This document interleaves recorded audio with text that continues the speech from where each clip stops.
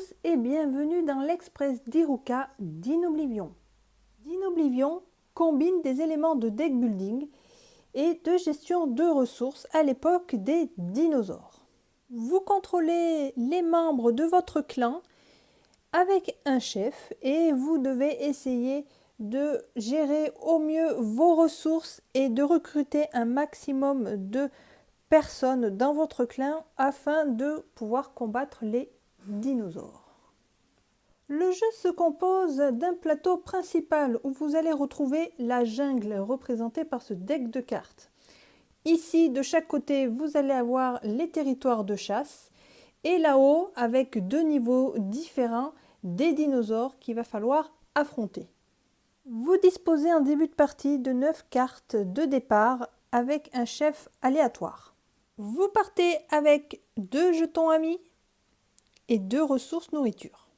Le deck de cartes de la jungle est constitué d'un certain nombre de cartes en fonction de la difficulté choisie. À ce deck de cartes, vous allez ajouter ces 4 cartes ennemies qui vont venir un peu vous embêter pendant votre exploration. Vous disposez de 12 œufs choisis aléatoirement face cachée dans votre banque que vous allez gagner via l'exploration, voilà, via des pouvoirs de cartes ou lors des combats, et qui vont vous rajouter des cartes à votre deck ici. Les conditions de victoire en mode solo, c'est de tuer tous les dinosaures qui sont ici. Il y en a 7 au total. Déroulement de la partie. Sur votre plateau joueur, vous avez vos ressources qui sont posées ici, votre deck de cartes de ce côté et la défausse ici. Vous commencez avec une main de cartes de 4 cartes pour commencer. D'Inoblivion est un jeu ouvert. Vous pouvez jouer autant d'actions que vous le souhaitez dans l'ordre que vous choisissez jusqu'à ce que vous ayez fini. Il existe différents types d'actions que vous pouvez faire pendant votre tour. La première action, c'est de chasser. Pour chasser, vous allez jouer une carte de votre main pour sa force.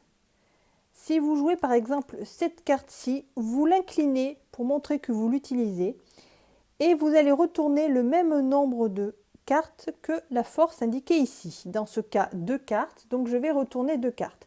Vous choisissez le côté où vous voulez envoyer les cartes, mais vous ne pouvez pas les diviser. Tout va du même côté. Par exemple, on va retourner les cartes de ce côté. Lorsque vous faites cette action et que parmi les cartes retournées, vous avez les icônes ressources, vous prenez le jeton correspondant. Ici, c'est de nourriture, donc je récupère de nourriture. Deuxième action possible, ce sera de combattre un dinosaure. Vous allez opposer sa force à celle de vos cartes. Leur puissance étant élevée, il va falloir cumuler plusieurs cartes pour pouvoir les vaincre. Troisième action, jouer une carte brune. Il va falloir activer une carte clan pour pouvoir jouer ces cartes-là. Quatrième action, c'est de combiner les moitiés de symboles amis de vos cartes clan. Vous avez des cartes qui peuvent se combiner comme ça, côte à côte. Vous ne pouvez pas utiliser les cartes pour autre chose si vous choisissez cette action-là. Vous les retournez toutes les deux pour montrer que vous activez cette action. Vous récupérez un jeton ami.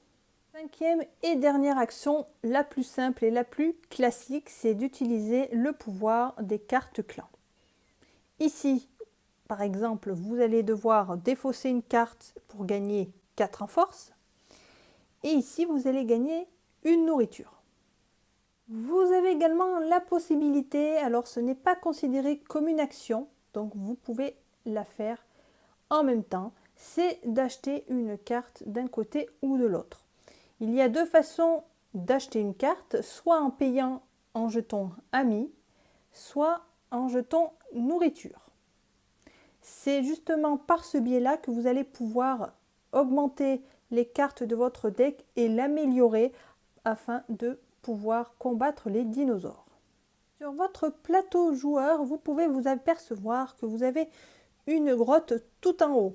Cette grotte, elle sert d'espace pour une seule carte clan que vous n'avez pas utilisée. Ça permet de conserver une carte au lieu de la défausser. Vous avez la possibilité de l'échanger lors de votre tour avec une autre carte si vous en avez besoin. Ici, ça vous montre comment placer vos cartes et de quel côté, donc les cartes clan et brunes à droite, les bonus que vous gagnez, les œufs, les cartes totem et les dinosaures que vous avez combattus. Au cours de votre chasse, vous allez peut-être révéler des cartes totem. Lorsque vous avez acheté cette carte, elle se joue comme une carte brune. C'est-à-dire que pour pouvoir la mettre en jeu, il va falloir activer une carte clan.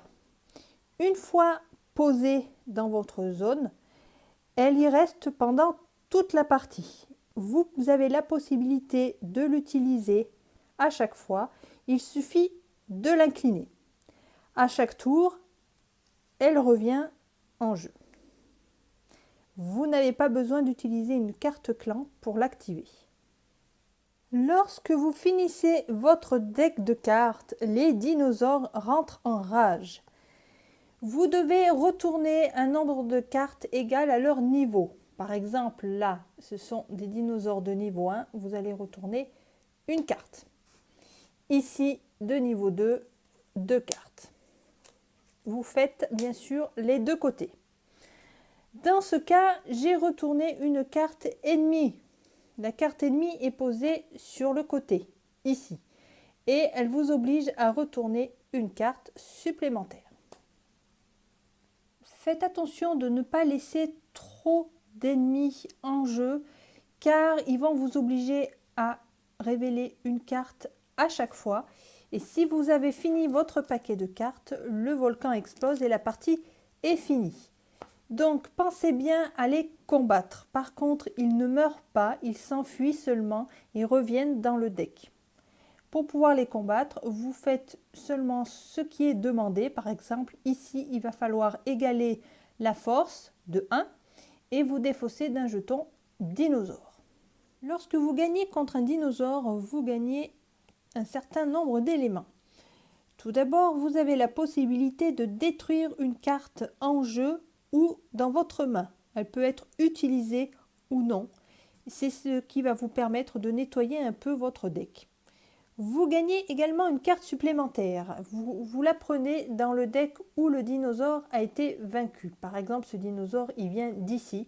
Donc, vous prenez le deck de cartes sans les mélanger et vous choisissez une carte que vous allez mettre dans la défausse.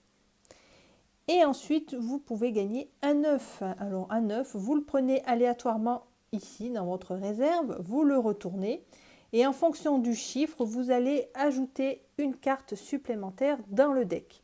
Une carte qui vient du reste des cartes qui ne sont pas utilisées.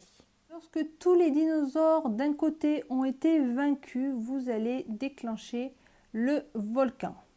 C'est-à-dire que lorsque vous allez finir votre deck de cartes ici et que le volcan, puisqu'il n'y a plus de dinosaures, va rentrer en éruption, au lieu de retourner une carte, vous allez en retourner 3.